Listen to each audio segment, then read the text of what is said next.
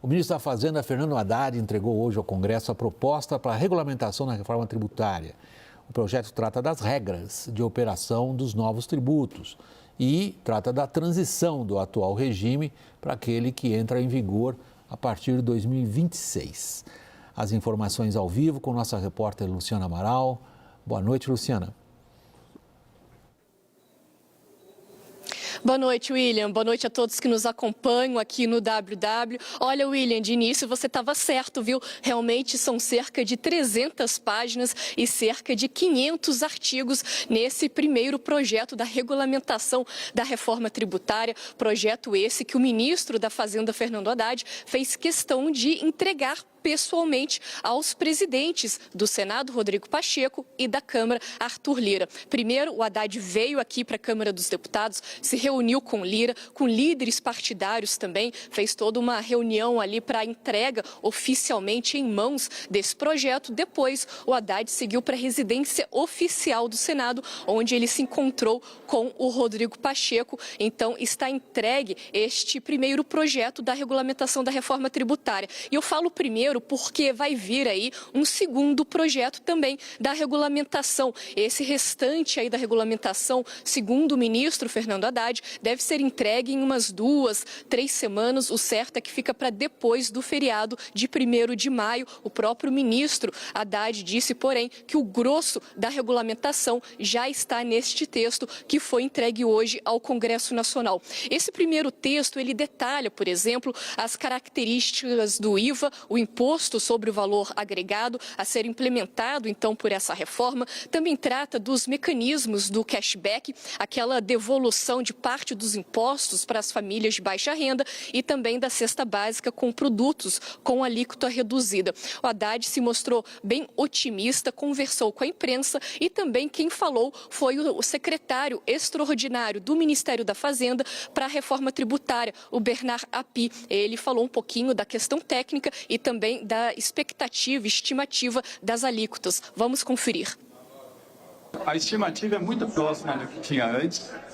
Com o desenho do projeto de lei, ficaria entre 25,7 e 27,3, com uma média de 26,5. Eu diria que a referência é a média e, como disse o ministro, a expectativa é que seja ainda menor por conta do efeito. 25,7 a 27,3, a média é 26,5. Daniel, estamos como nesse campeonato mundial das tarifas? Das tarifas não, perdoe, das alíquotas. Grande pergunta, William. Isso é muito ou isso é pouco? E aí a gente vai ver a comparação internacional, são números da OCDE que a gente traz aqui para ver onde que o mundo está com as suas alíquotas de IVA. Ali entre os mais baixos temos Suíça, Austrália, Japão, Chile, todos entre 7,7% e 19%. E aí, se a gente segue para dar uma espiada em alguns outros países selecionados, temos Reino Unido com uma alíquota de 20%, Suécia 25%, Hungria 27%, hoje na liderança desse campeonato, vamos dizer assim, e o Brasil, como disse o secretário Bernard Api, com uma projeção de 26,5%. Pode ser de 25,7%, pode ir até 27,3%. Como saberemos a resposta? Depende muito do tratamento ali, por exemplo, dos regimes diferenciados que estão contemplados na regulamentação, William. Michara, esse é um dos aspectos relevantes, né? Quem consegue escapar vai, em boa medida, digamos, determinar quem não consegue. Qual vai ser essa alíquota aí, 27,5%, 26,5%. Se a gente fica lá no primeiro lugar, o segundo lugar vai depender um pouco disso. Agora, um outro aspecto pelo qual eu gostaria de começar a nossa conversa, a gente sabe que esta é a hora do detalhe. Por exemplo, vamos pegar a cesta básica. Ali há um anexo que tem esse peixe pode, aquele peixe não pode, tal tipo de produto pode, tal tipo de produto pode. Vai dar certo isso aí? Então, William, em primeiro lugar, se você me permite, só um detalhe sobre a alíquota, né? Lamento informar que ninguém sabe qual será a alíquota. Que bom, você confirmou o que você está falando. Ninguém sabe, nem você sabe. Não, ninguém sabe, e digo mais, ninguém sabe, nem ninguém saberá tão cedo. Por quê? Não existe uma alíquota, existem 3 alíquotas, a federal, a estadual e a municipal. A alíquota a que cada contribuinte irá se submeter será a soma dessas 3. Então, a alíquota em São Paulo pode ser 27, no Rio de Janeiro pode ser 28, aqui no município de Campinas pode ser 29, depende de onde o contribuinte estiver. É verdade que não deve haver grande oscilação, porque essa alíquota terá que ser praticada para praticamente todas as atividades verificadas dentro daquele determinado ente tributante. Mas alguma variação vai haver e nós só vamos ter certeza dessa alíquota quando acabar a transição, em 2033. Vamos lembrar o seguinte, o sistema vai simplificar? Vai simplificar bastante. Daqui a 10 anos, porque no próximo 10 vai complicar um pouco mais. Porque nós vamos conviver com os tributos que existem hoje, mais os tributos da transição. E a transição só termina em 33. Então, esta resposta precisa sobre a alíquota só vamos ter em 2033. Não, de alguma maneira, eu apostaria muito nessa... Toda essa dificuldade que tem das alíquotas, das páginas, esse é só um projeto, né? Vem mais um daqui a 2 semanas e depois tem um terceiro que é um projeto de lei ordinária. Mas eu sinto, de alguma maneira, a política querendo empurrar essa proposta a despeito de tudo isso que a gente está falando aqui, de 400, 500 páginas, não sei quantos artigos, tem um encaminhamento e uma conjunção de fatores que favorecem uma aprovação nesse ano. Não sei se você concorda ou se vocês concordam. O Arthur Lira querendo deixar um legado para o mercado, para Faria Lima, os setores produtivos financeiros pressionando também para ter alguma agenda séria para ser tratada, né, do ponto de vista econômico, que não apareceu uma agenda econômica ainda no Brasil neste ano, né, só apareceu pauta-bomba. Então tem uma confluência para isso acelerar a despeito dessas dificuldades todas, né? E da complexidade do material todo, né? Caio, eu acho o seguinte, essa reforma tem que ser feita na reflexão, não no reflexo. Correr com isso agora é uma irresponsabilidade. É um texto complexo, é um texto que requer muita discussão. Hoje houve novidades, né? Que algumas inesperadas, outras nem tanto, mas não dá para votar isso em 2 meses. Tem muito assunto diferente dentro do projeto. O que você destaca como novidade inesperada?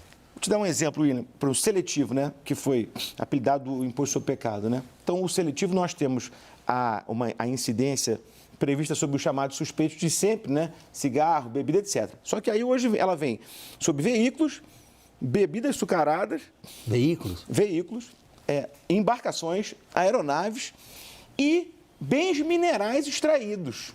É que só um detalhe, esse é aquele tributo, só para a gente lembrar, que deveria gravar condutas socialmente reprováveis. E incluindo aqui no meio bens minerais extraídos. E no detalhamento, só vem o minério de ferro. Que a gente exporta. É o principal item da balança comercial. O segundo é a soja, terceiro é petróleo, que também terá imposto seletivo. Então, nós pegamos o primeiro e o terceiro principais itens da balança comercial e estamos tributando com imposto seletivo, aquele que se destina a evitar condutas. Então, nós queremos acabar com a mineração, com a exportação de minério de ferro e com petróleo no Brasil. Mas vai arrecadar uma barbaridade? Vai arrecadar. E aí cai a máscara de que esse é um imposto com uma finalidade não arrecadatória, que esse é um imposto meramente regulatório. Não é. Porque, veja, e outra coisa, como é que nós vamos fazer transição energética no Brasil sem mineração, né? Com um tributo de 1% e o pior, incidindo sobre exportações, se violando um dogma da economia mundial de que isso não se exporta tributo. Hoje o ministro Haddad disse, com todas as letras, nós não vamos exportar tributo. Ele estava falando do IBS, mas no seletivo ele esqueceu que nós vamos sim exportar um tributo e exportar sobre os principais itens da balança comercial brasileira. O Daniel está pedindo a palavra. William, a gente está falando agora de imposto seletivo. Deu para dar uma olhada já num item novo ali do texto que resolve uma briga, uma historinha bem interessante de briga de bastidores de lobbies aqui em Brasília.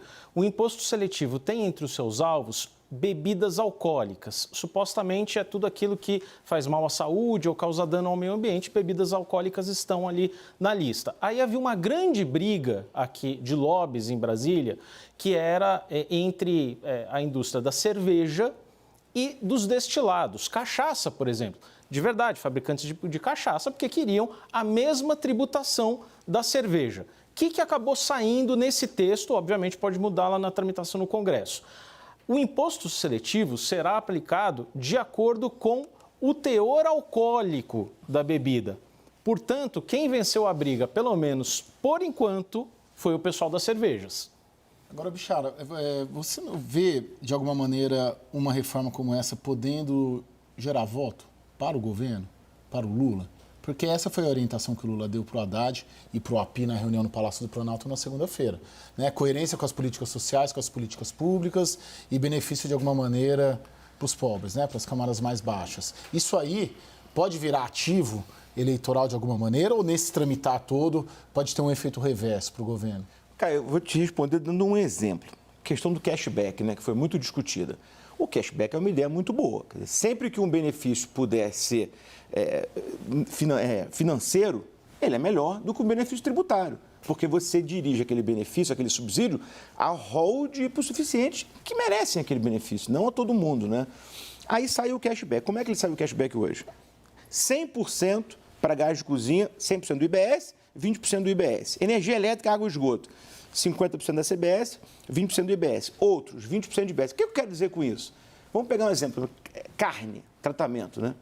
Carne tinha isenção de cesta básica. Agora vai para uma redução de 60% de alíquota. Então, já aumentou 40% da carne. O hipossuficiente, que pelo projeto é aquele que recebe até meio salário mínimo, vai ter um cashback de 20%. Então, se reduziu 60%, dos 40% que sobra, tem um cashback de 8%. Aumentou em 32% a carne, né?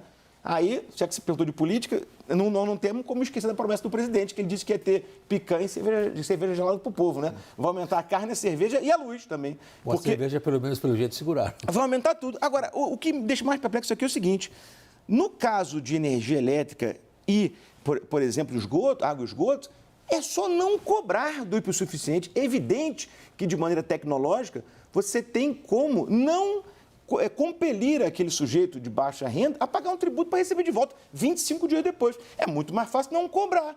Por que cashback? E aí vem uma previsão, inclusive, de que isso será devolvido via agentes financeiros. Por que o sujeito pega a carteirinha dele no supermercado, mostra que ele é hipossuficiente e já não cobra na cabeça, né? Isso não tem sentido. A ideia é boa, mas eu acho que está mal executada. O que você está dizendo, só traduzindo, é que esse esquema do cashback obriga o indivíduo a se relacionar com alguma instituição governamental da qual o governo espera que o indivíduo pague a gratidão em votos. Daniel. Eu só fico pensando, vou colocar uma pergunta para vocês, não é especificamente para o Bechar, é para o Caio, para quem quiser. A gente tem até o recesso de meio de ano, e aí depois o Congresso não volta. Vamos combinar que todo mundo vai estar focado em eleições municipais e ponto. Semana que vem tem um feriado na quarta-feira, nenhum deputado e senador vai estar aqui em Brasília, um ou outro vai estar. Nós teremos 7 semanas até o recesso. Isso é suficiente para tratar, votar uma matéria como essa?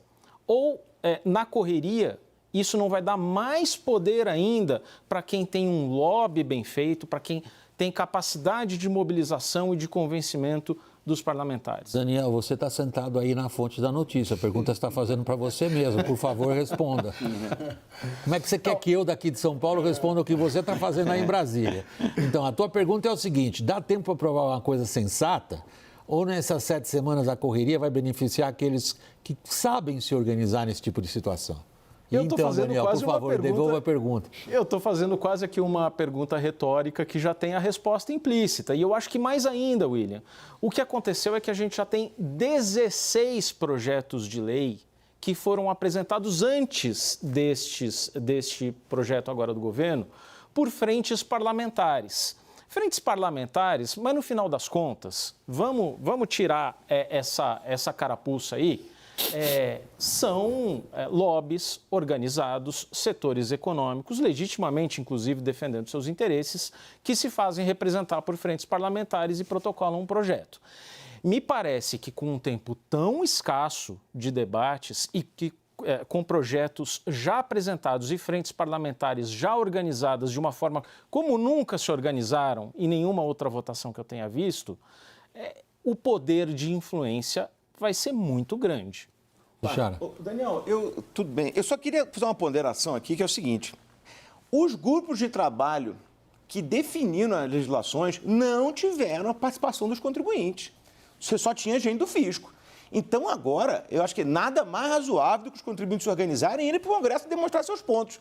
Eu me lembro de uma manchete, William, que era assim... O grupo da Barca que você está falando lá atrás. Agora, que terminaram na semana passada. A manchete da semana retrasada era assim: Haddad diz que União, Estados e municípios têm 97% dos pontos da reforma de acordo. Subtítulo, para prejudicar o contribuinte, né? Que não tem acordo entre o ente tributante para melhorar a vida do contribuinte, né? Então, assim, eu acho fundamental que esse texto fique no sol e que o contribuinte possa demonstrar no Congresso a importância dos seus setores. E digo mais, há setores, por exemplo, petróleo. Não adianta o burocrata achar que ele entende esse negócio. Quem entende disso é quem opera esse setor, tem vicissitudes, peculiaridades que são muito próprias de cada setor da economia. Bichara, peraí, todo mundo que está acompanhando a gente agora caíram do sofá ou da poltrona, etc. Assim, peraí, o que vocês estão falando para nós? Nós estamos falando que o fisco ganhou essa parada contra o contribuinte, é isso que você está dizendo? Eu acho. Ainda vamos saber agora como é que isso vai ser do outro lado no Congresso. Mas até agora, os projetos são 100% desenhados pelo fisco. Vai. Não, eu tenho uma visão de que o fato de ter uma coalizão, essa coalizão pela reforma tributária, são 26 frentes parlamentares. É a mesma coalizão que o ano passado, mais ou menos nessa mesma época do ano, começou também o debate que acabou resultando na aprovação da PEC. Ok. Né? Então, em 2023, você tinha uma confluência de fatores, a mesma confluência de fatores que há neste ano, que é um presidente da Câmara e um presidente do Senado dispostos a avançar nessa agenda e uma coalizão de frentes parlamentares, sim, atuando diretamente com os lobbies dos setores produtivos, financeiros e por aí vai, também atuando nessa confluência de fatores, com a diferença de que em 24 o mandato do Pacheco e do Arthur Lira está terminando. Né? Em 23 eles tinham 2 anos pela frente.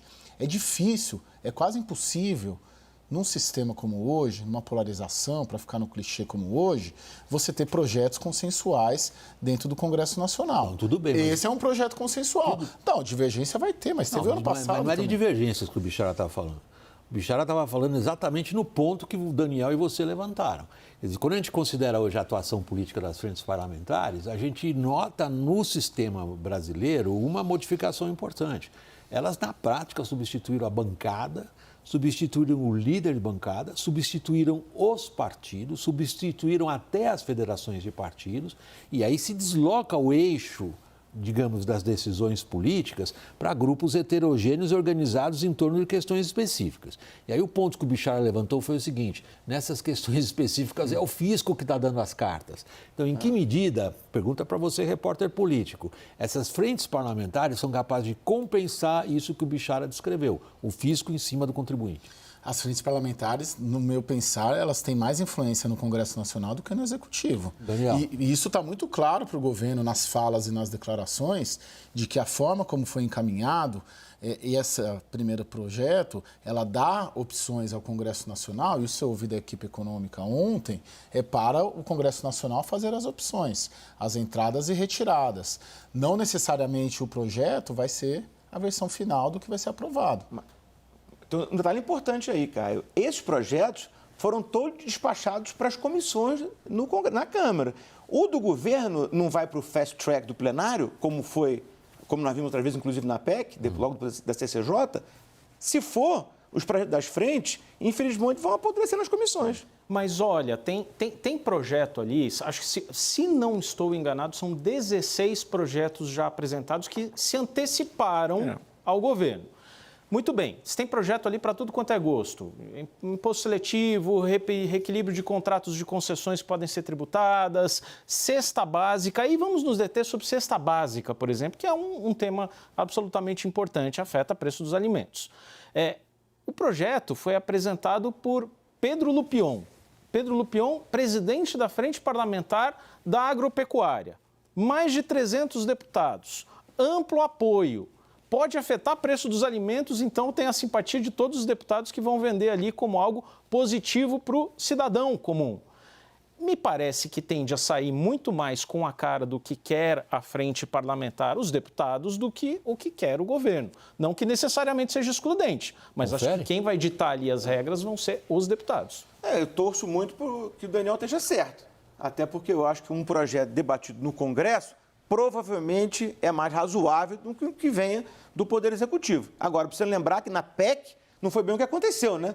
Vamos lembrar que no Senado houve um grande debate, o Senado ouviu toda a sociedade, a PEC foi modificada, setores foram incorporados a exemplo da experiência mundial em termos de redução de alíquota, voltou para a Câmara e saiu tudo, né? Ficou como o governo queria. Como é que está hoje a cesta básica? Eu até comecei essa edição insistindo nesse lado, o anexo 8 trata de todos os alimentos, foie gras não pode, lagosta não pode, entrar no regime de redução da alíquota. Então, William, primeiro eu preciso ser franco com vocês, o texto saiu às 8 horas, não consegui ler ele todo ainda, né?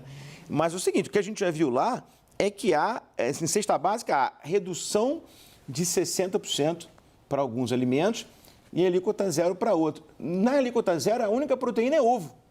Né? E carne, frango foram objeto de uma redução de 60% de alíquota.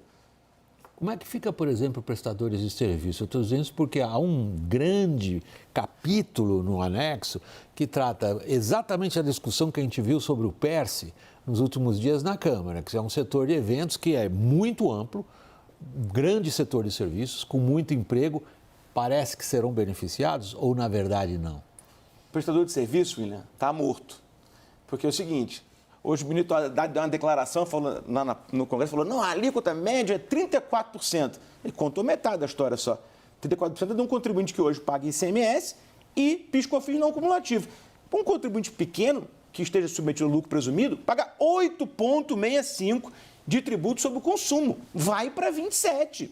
Aí o argumento da equipe... Aí ele ganha 60% de abatimento. Não, 60% é só para só a básica. Okay. Aí o argumento da equipe técnica, que é inegavelmente de altíssimo nível, né, que fez o projeto, diz o seguinte, não, mas isso é irrelevante, porque se você está no meio da cadeia, você vai empurrar o crédito todo, vai subir teu preço lá na ponta, vai pagar até menos tributo. Eu compreendo o raciocínio jurídico, só que a economia traz aqui o império da realidade, né? E o conceito de inelasticidade de preço? Será que todo mundo vai conseguir aumentar o seu preço nessa mesma proporção? Eu receio que não. Portanto, na minha opinião, haverá sim um aumento de carga para prestadores de serviços, porque eles não vão conseguir empurrar aquele aumento de carga no preço dos seus serviços. Sim. Agora, você vê alguma, na forma como está sendo colocada, principalmente as relatorias, né? Porque essa organização do tempo e da influência das frentes parlamentares, elas têm a ver diretamente com a forma como o Arthur Lira e o Rodrigo Pacheco vão organizar esse debate. E não está claro, não ficou claro para mim ainda como que eles vão organizar. Não basta simplesmente o Pacheco falar, Eduardo Braga, você é o relator desse projeto, por exemplo. E na Câmara nem se sabe, porque na Câmara o Arthur Lira tinha uma expectativa de ser o Aguinaldo, de repetir o relator. Hoje ele deu uma declaração muito clara que não será ele, o que para a equipe econômica é muito ruim para o governo, porque ele tem a memória, né, de todo o debate que foi feito ano passado. O Arthur Lira tem sinalizado fatiamento, inclusive desse. Então, o que seriam 2 ou 3 projetos podem virar 6 projetos, podem virar 8 projetos. De que maneira a organização do debate vai facilitar ou vai dificultar a aprovação? Eu acho, inclusive, Caio, que seria positivo fatiar. É muito grande esse projeto, tem muito assunto aqui dentro. Vai ser muito difícil alguém dominar tudo isso, por mais especialista que seja. Então, eu acho que seria positivo fatiar. Agora, eu tenho muita preocupação com essa sofreguidão, porque eu compreendo que o governo queira um fato político, só que isso é muito sério, nós estamos mexendo com a vida do Brasil inteiro, né? E uma transição longa, que nós vamos ter uma complexidade na transição, não dá para fazer isso aqui na correria. O ideal é que a gente possa debater esse texto com calma, com reflexão, que ele passe nas comissões do Congresso. Qual é a diferença se votar esse ano ou votar no que vem, se a transição só começa em 2026? Não tem diferença nenhuma. Eu acho que a gente deveria debater isso aqui com calma. Essa pressa me preocupa muito. Richard, deixa eu puxar a conversa para um aspecto um pouco mais abrangente. Até como eles falam no vocabulário anglo-saxão, o sketching. Se há algo que foi ressaltado como positivo na aprovação da reforma tributária no ano passado, era a sua qualidade de simplificar e, a partir daí, proporcionar um ganho de produtividade às empresas, simplesmente pelo fato de que elas conseguiriam pagar o imposto que fosse mais fácil. Isso ficou como uma grande característica. Você consegue, nesse momento, puxar da regulamentação, que você não teve tempo de ler o texto inteiro e todo esse número de páginas vai demorar. Você consegue puxar do que você já viu, do que foi aprovado? Você já trouxe um aspecto importante, taxação da exportação. Isso é contra, isso é um anátema. Isso é contra a boa prática econômica em qualquer lugar. Você tem uma confusão na cesta básica. O prestador de serviços está morto. Você descreve o fisco como triunfante sobre o contribuinte em muitas das deliberações que você acompanhou. Você consegue puxar alguns, digamos, eixos básicos do que você viu acontecer até agora? Acho que há eixos básicos positivos até no longo prazo, né? Por exemplo, nós estamos introduzindo um tributo que é padrão mundial, né? Que realmente é muito mais simples do que a gente tem hoje.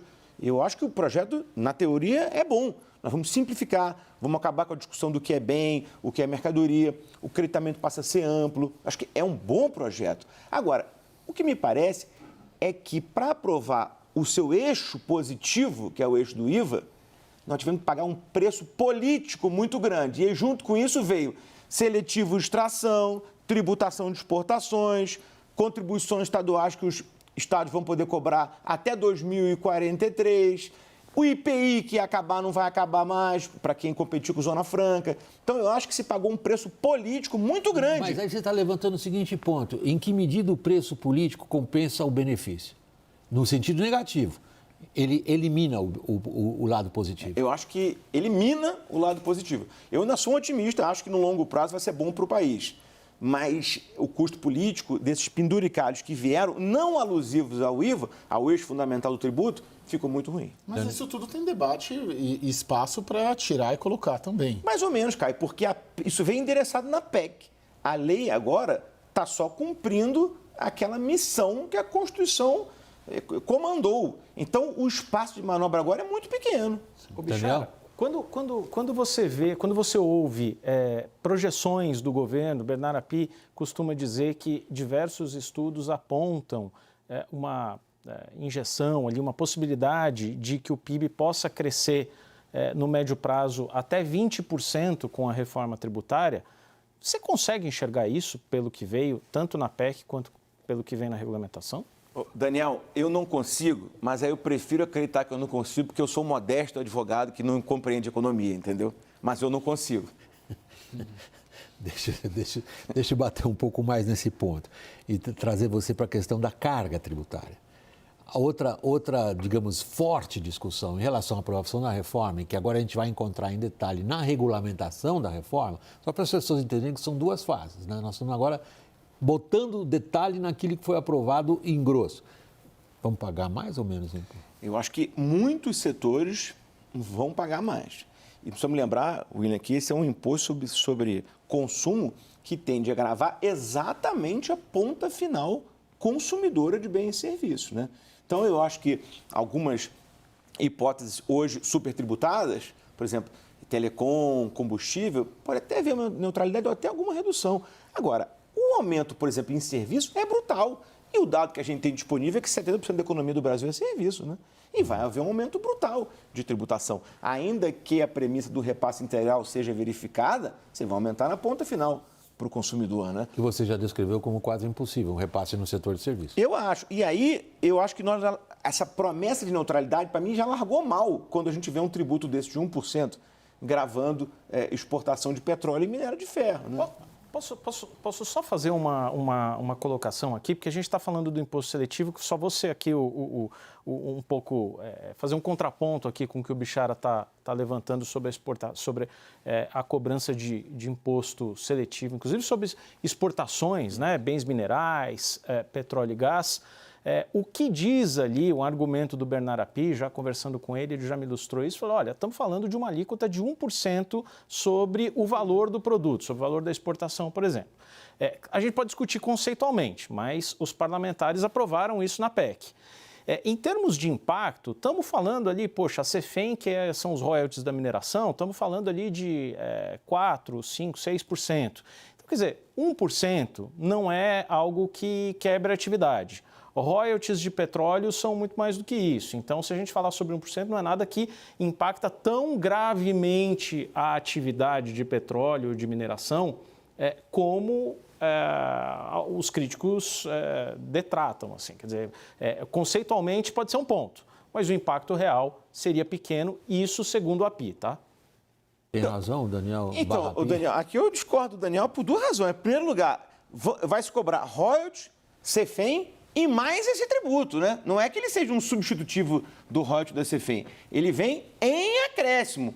E, além disso, eu acho que fica uma porta aberta para amanhã ver outras incidências desse tipo, né? Eu acho muito grave. E quero lembrar o seguinte, o imposto seletivo, ele é mundialmente conhecido como um imposto regulatório, que não tem função arrecadatória. E o Brasil parece ter se distanciado desse dogma, ainda que o Daniel ache 1% pouco, né? A gente pode entender que a dificuldade do governo de avançar na agenda arrecadatória neste ano pode ser compensada a partir desses projetos de regulamentação que serão encaminhados e que foi encaminhado primeiro hoje? Eu tenho muito medo disso, Caio, porque eu acho que no longo prazo pode haver um distanciamento dessa premissa da neutralidade. E um outro dado importante Essa alíquota média que o Fernando Api falou hoje, essa é a alíquota sugerida.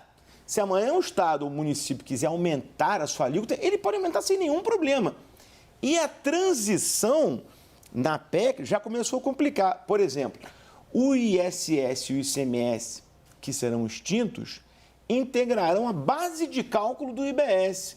Então, aquela tese que deixa de incidir tributo sobre tributo só será verdadeiro no fim da transição. No meio da transição, tem efeito de tributo sobre tributo. Uma coisa que ninguém discutiu e saiu na última hora. Então, assim, eu não consigo ver o fisco brasileiro abrindo mão da chance de garfar o contribuinte. Ah, mas o Congresso vai querer ajudar o fisco? Repara que aí não é o Congresso. O Congresso vai cuidar só da CBS. Você tem um tributo federal e você tem um tributo que é estadual e municipal, né? Então, o Congresso vai cuidar só da parte da União. Os estados vão resolver as suas e o município vai resolver as suas, né? E o contribuinte depois vai ter que compreender o que aconteceu com a soma daquelas 3 alíquotas. Né? Você imagina a transição. Você acha que nós vamos conseguir entender facilmente que o ISS e o ICMS estão desaparecendo a média de 10% a cada ano e tá o tributo novo, que é o IBS, está entrando, e se houver um aumento de alíquota do tributo que está sendo extinto no meio do caminho, quem é que vai acertar essa conta? É muito difícil isso. Luiz Bichara, advogado tributarista, muito obrigado pela participação aqui esclarecedora na nossa bancada. Boa noite, Luiz. Muito obrigado, William.